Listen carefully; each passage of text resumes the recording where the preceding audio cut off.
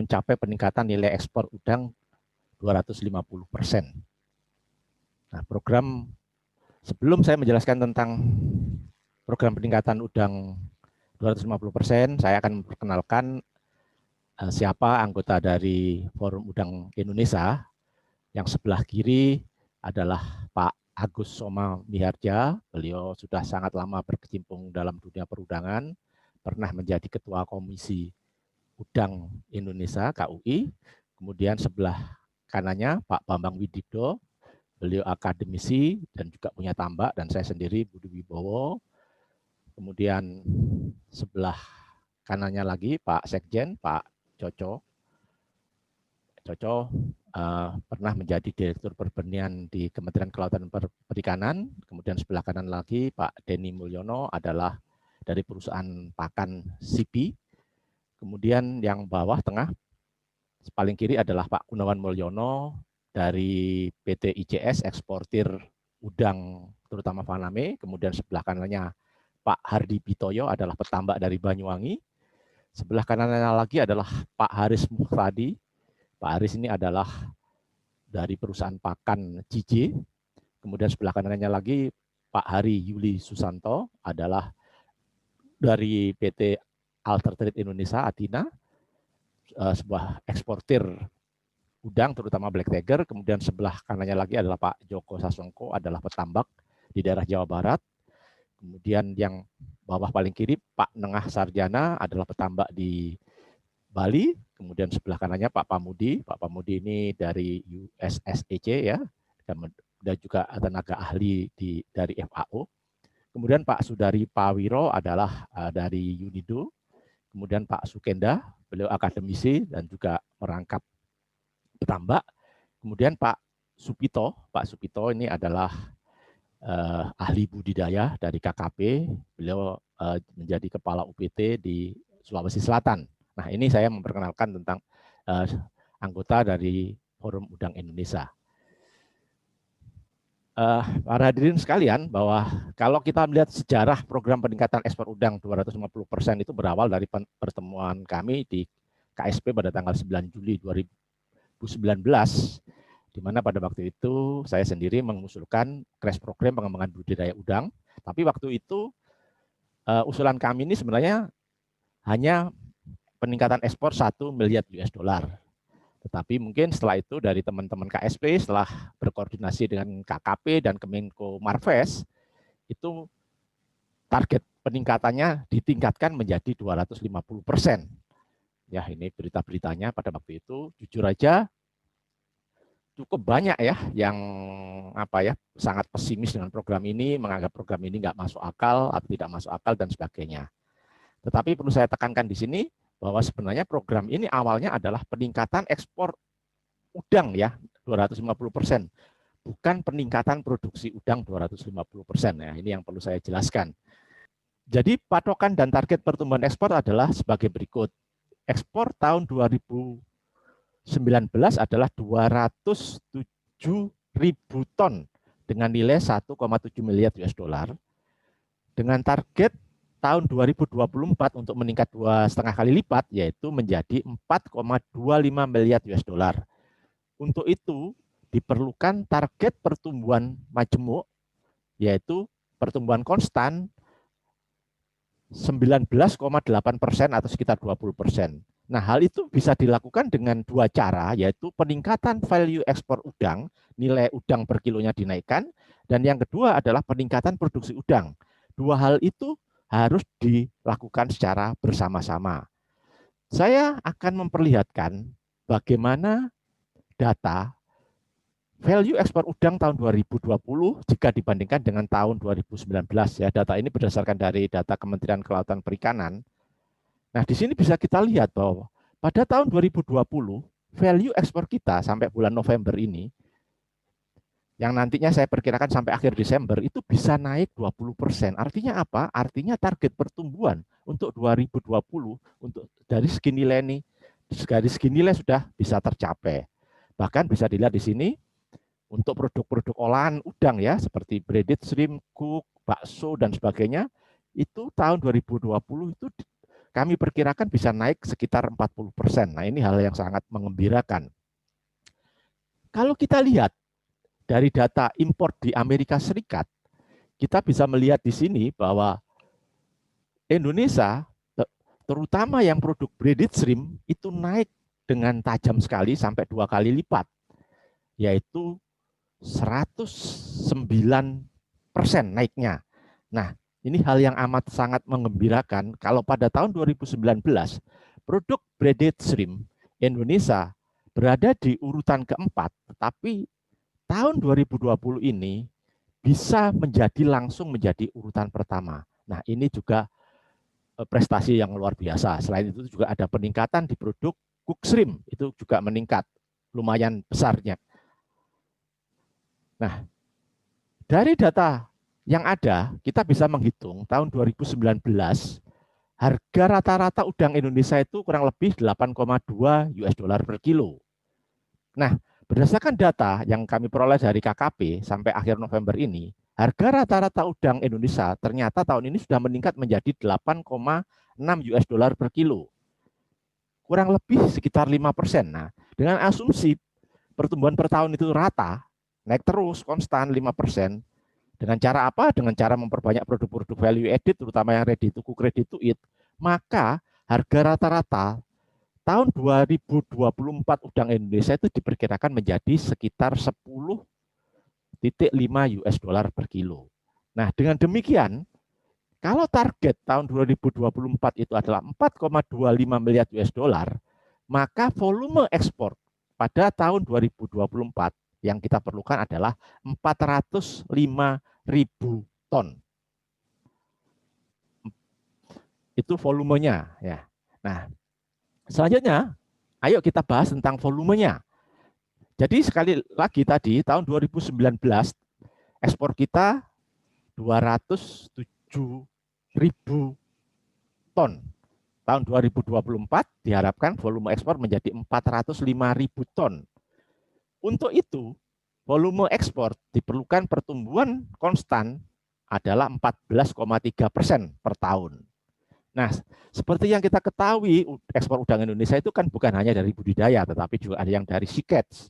Nah, ini saya hitung, kalau 85% budidaya, itu berarti kalau ekspornya 175.000 ton tahun 2019, maka diperlukan bahan baku raw material sekitar 270.000 ton bahan baku RM ya.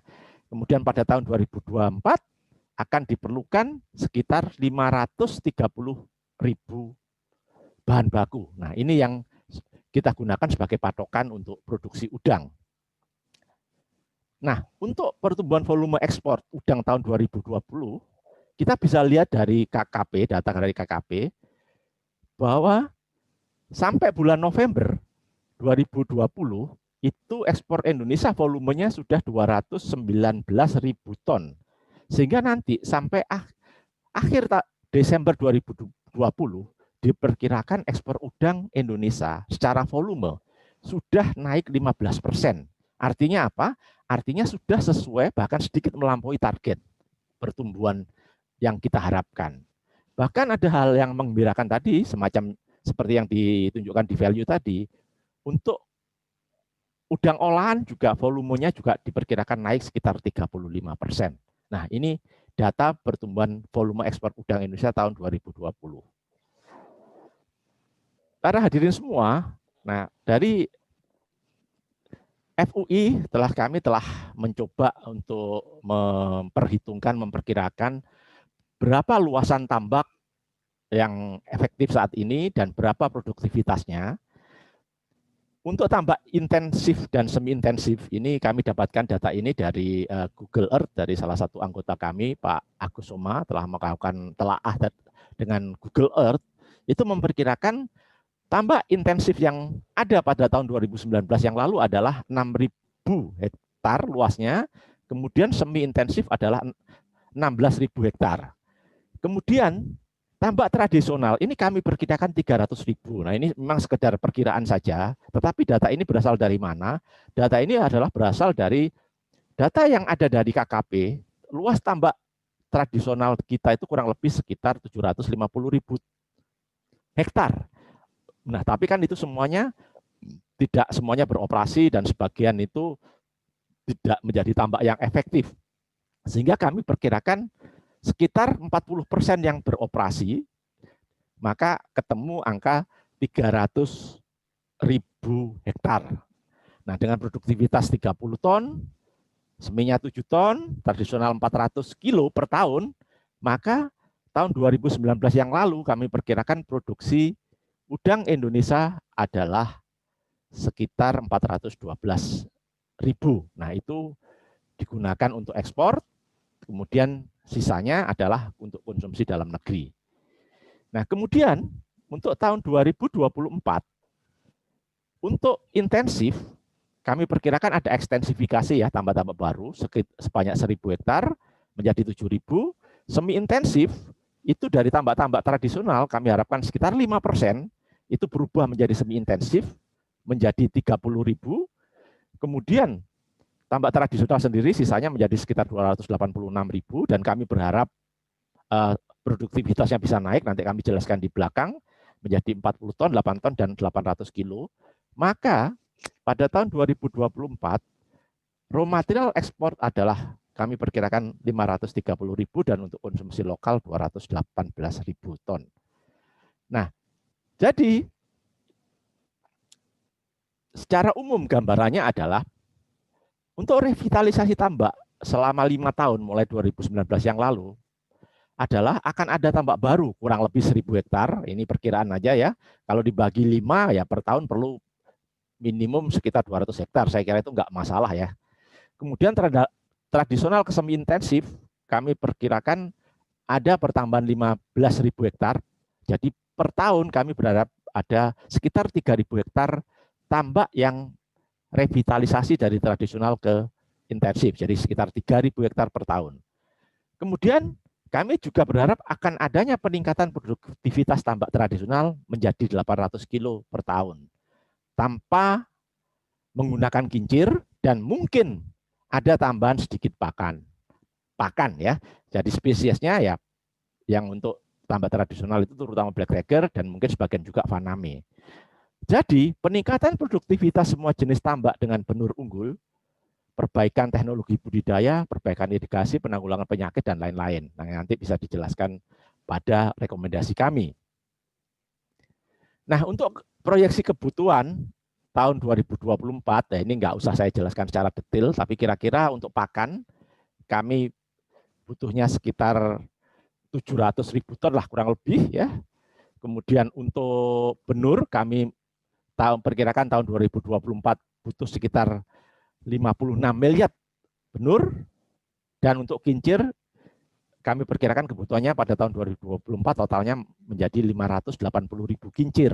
Nah, berdasarkan diskusi kami dengan berbagai stakeholder, menurut berbagai stakeholder yang kami hubungi, angka-angka ini bisa dicapai, tidak terlalu sulit untuk dicapai, baik itu pakan, benur maupun kincir. Nah, sekarang pertanyaannya yang sering saya temuin adalah, kalau kita tumbuh produksinya, bagaimana dengan pemasarannya? Nah, ini data yang menurut Stream Market Global Industry Analysis, itu datanya di seluruh dunia itu kurang lebih ekspor udang Indonesia kalau dibandingkan dengan data ekspor yang ada pada Global Industry Analysis itu hanya market share-nya hanya 4,3%. Jadi cukup kecil ya. Pada tahun 2017 itu hanya 4,3%. Nah, perkiraan kami berdasarkan studi tadi, maka pada tahun 2024 total pasar dunia akan menjadi 60 miliar US dollar, sehingga target Indonesia ekspor yang 4,25 miliar US dollar menjadi sekitar 7%. Nah, jadi PR kita bersama adalah bagaimana menaikkan market share dari 4,3% menjadi 7%. Nah, ini kami sangat optimis eksportir Indonesia, UPN Indonesia bisa mencapai target market share tersebut. Lalu pertanyaan berikutnya, pasar mana yang bisa kita ambil? Nah, selain Amerika yang kita sudah cukup bagus ya di pasar Amerika, menurut kami adalah pertama adalah Jepang ya, yang pasarnya kita kontan selama ini sekitar 15-20% naik turun seperti itu. Kenapa Jepang? Karena saat ini pasar Indonesia yang ke Jepang itu masih didominasi oleh produk-produk frozen biasa ya, headless frozen gitu, BUD frozen, belum banyak produk-produk value added yang retail pack masuk ke pasar Jepang. Dengan adanya peningkatan produk-produk value added, maka kami optimis pasar Jepang masih bisa diperbesar market share-nya. Kemudian ke pasar Uni Eropa. Nah ini Indonesia itu cuma 1,2%, sangat kecil. Nah Indonesia sangat berpotensial. Nanti kami berharap dengan adanya perjanjian perdagangan bebas antara Indonesia dan Uni Eropa yang saya berharapkan tahun ini atau tahun depan sudah ditandatangani, di mana nanti import duty Indonesia untuk udang akan turun menjadi 0%, maka peluang itu menjadi sangat besar. Dan jangan lupa Indonesia juga sangat berpeluang untuk mengekspor produk-produk value added ke Uni Eropa. Kemudian ke Cina. Nah, ke Cina kita ini market share-nya itu sampai tahun 2019 itu sangat kecil ya, hanya 2%.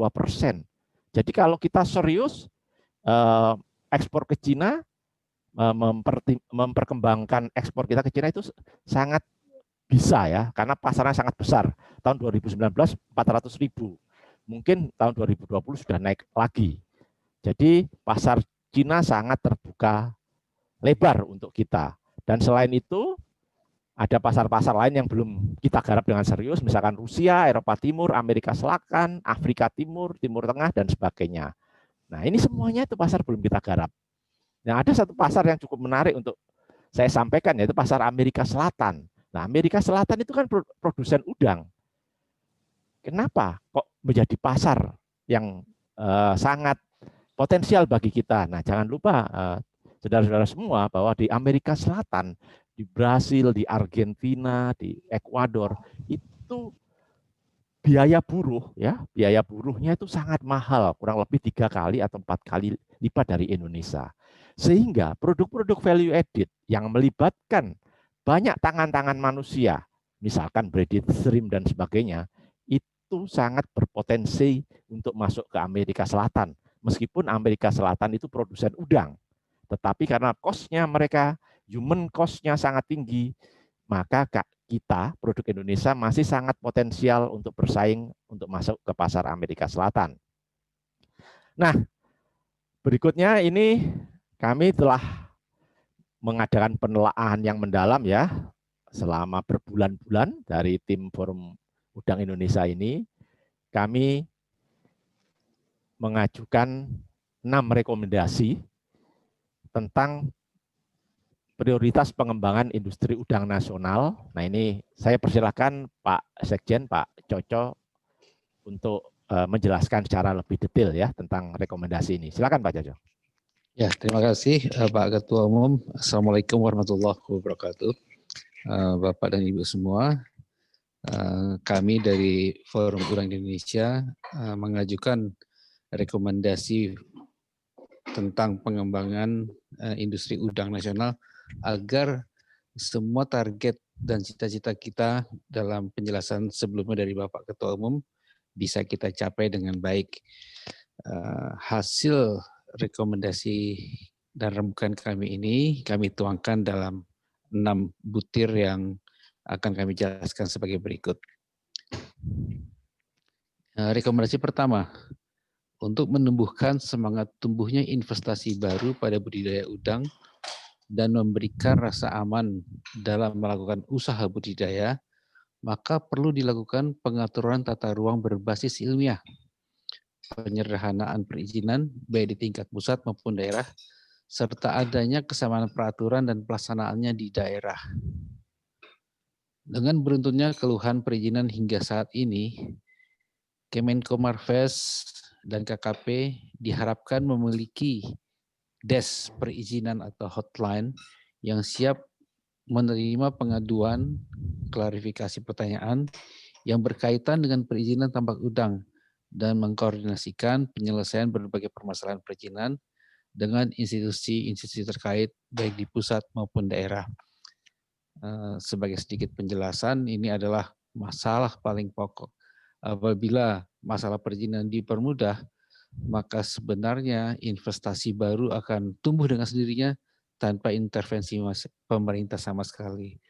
Tinggal izinnya dipermudah, lahannya disediakan, maka insya Allah investasi ini berkembang dengan pesat sekali. Rekomendasi berikutnya adalah yang kedua, pemerintah pusat dan daerah melalui penganggaran APBN pada kementerian terkait serta APBD di daerah tingkat 1 dan tingkat 2 perlu memprioritaskan dukungan pengembangan infrastruktur budidaya pada sentra-sentra budidaya udang yang sudah luas agar lebih cepat dan lebih mudah mencapai target pertumbuhan produksi. Pengembangan infrastruktur tersebut antara lain adalah saluran irigasi, IPAL atau pengelolaan limbah yang bersifat kolektif dan komunal, jalan-jalan produksi, laboratorium lingkungan atau posyandu yang dulu pernah ada, dan listrik tentunya. Selain itu, sesuai dengan peta geopolitik dunia yang dinamis, Indonesia diharapkan segera mandiri dalam penyediaan induk unggul yang bisa mencukupi kebutuhan budidaya udang nasional. Pada sentra-sentra pembenihan skala rumah tangga, diperlukan balai nuklis kolektif yang profesional, didukung oleh balai produksi fitoplankton yang semuanya menjamin alur usaha udang yang bebas penyakit.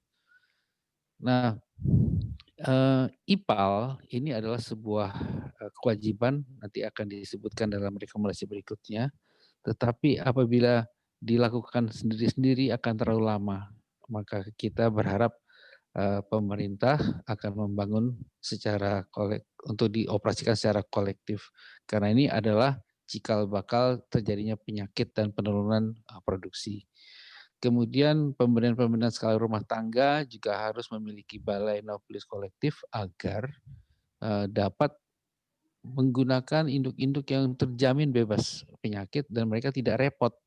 Semua orang konsentrasi memelihara nukleus hingga menjadi PL tanpa bingung lagi dari mana induknya dan tanpa bingung lagi dari fitoplankton dari mana. Rekomendasi ketiga adalah mengingat ekstensifikasi atau pelebaran atau pembangunan tambak udang baru sangat sensitif terhadap perubahan dan kerusakan lingkungan, maka program ini harus dijalankan dengan kehati-hatian yang tinggi dan memperhatikan faktor sosial dan lingkungan.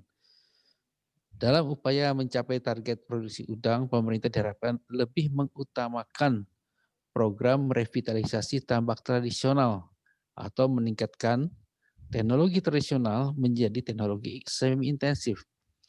Perlu dilakukan peningkatan produktivitas semua jenis tambak dengan benur unggul, perbaikan teknologi budidaya, perbaikan irigasi, penanggulangan penyakit, dan lain-lain. Revitalisasi tambak-tambak tradisional tersebut akan melibatkan banyak rakyat kecil dan menggerakkan ekonomi perdesaan. Untuk mewujudkan hal tersebut, pemerintah bekerjasama dengan kelompok pembudidaya perlu membuat pilot project peningkatan produktivitas tambak tradisional. Tentunya dengan benih-benih yang bebas penyakit dan SOP yang baru. Pemerintah juga perlu bekerjasama dengan pihak swasta dalam membangun pilot project transformasi tambak tradisional menjadi tambak semi-intensif yang ramah lingkungan dan membangun kawasan-kawasan tambak dengan memanfaatkan lahan-lahan pemerintah dan BUMN yang sudah ada. Saya rasa ini adalah cara strategis dan tercepat untuk mendapatkan hasil yang dalam area yang lebih luas. Selanjutnya adalah rekomendasi keempat. Pemerintah diharapkan memperhatikan aspek lingkungan, keamanan pangan, keberlanjutan usaha budidaya udang. Untuk itu diperlukan peraturan yang mewajibkan penerapan SOP budidaya udang yang berkelanjutan pada masing-masing tingkat teknologi budidaya. Di antaranya tentang keharusan memiliki IPAL, baik sendiri terutama yang intensif, dan komunal untuk petambak tradisional dan petambak semi-intensif. Dan kewajiban menerapkan biosecurity. Ini adalah hal yang paling sering diabaikan oleh kita, padahal ini adalah cikal bakal terjadinya bencana penyakit. Kemenko Marves, KKP, KLHK diharapkan perlu menetapkan standar baku mutu lingkungan tambak yang disepakati bersama. Jadi jangan menggunakan standar air di samudra yang jernih. Karena kenyataannya di kita, di mangrove saja, kandungan bahan organik sudah tinggi sekali. Tapi kita tidak mungkin mewajibkan hal yang sama dengan samudra untuk daerah sekitar tambak. Selain itu, untuk memenuhi tuntutan dari negara pembeli, pemerintah perlu mempermudah fasilitas pembudidaya udang agar tersertifikasi INDOGAP atau CBIP, serta menyiapkan sistem traceability dari hulu ke hilir, karena ini adalah permintaan dari semua negara konsumen udang. Selanjutnya, rekomendasi kelima, produk olahan udang yang diekspor perlu ditingkatkan value-nya dengan jalan memperbanyak value added products, terutama dari produk-produk yang ready to cook dan ready to eat, yang permintaan pasarnya tumbuh pesat, terutama dalam kondisi pandemik sekarang ini.